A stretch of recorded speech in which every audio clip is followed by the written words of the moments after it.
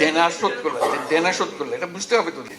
আমাদের রিজার্ভ বাড়ছে, তারপর আমরা যে বাইরে থেকে যে আমরা চাপ দিত IMF তাদের সঙ্গে আমাদের যে কাতার থেকে আমরা LNG কিনি লং টার্ম কন্ট্রাক্টে $254 মিলিয়ন এরকম একটা পাওনা ছিল। আমরা এই যে গতকালকে আমরা সব টাকা পরিশোধ করে আর $1 না, এত তাড়াতাড়ি এটা আশা করে না। এটা আপনাদের সহায়তার জন্য এটা সম্ভব হয়েছে। আমার শুধুমাত্র বিদ্যুৎ জ্বালানি খাতে মানে বকেয়া $3.2 বিলিয়ন ছিল। তো সেইটাকে আমরা মাত্র 8 মাসের সরকার, এই 8 মাসের সরকারে আমরা এটা 600 মিলিয়নে নিয়ে আসি।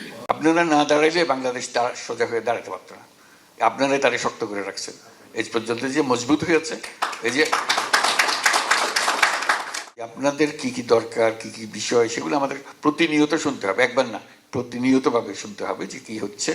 যেহেতু করে আপনাদের রাস্তায় সহজ করে দিলে আমাদের জন্য জিনিসটা মঙ্গলজনক হবে। যেহেতু আপনারা যা করছেন এটা আপনারা হয়তো আসার সময় মনে করেন না যে দেশের মঙ্গলের জন্য আসতেছেন, নিজের চাকরি বা নিজের ব্যবসার জন্য এসছেন, কিন্তু আপনারা বড় রকমের সহজতা করছেন। বিশেষ করে এই বিপদের দিনে আপনারা না দাঁড়াইলে বাংলাদেশ সোজা হয়ে দাঁড়াতে পারত না। আপনারাই তারে শক্ত করে রাখছেন এই পর্যন্ত, যে মজবুত হয়েছে।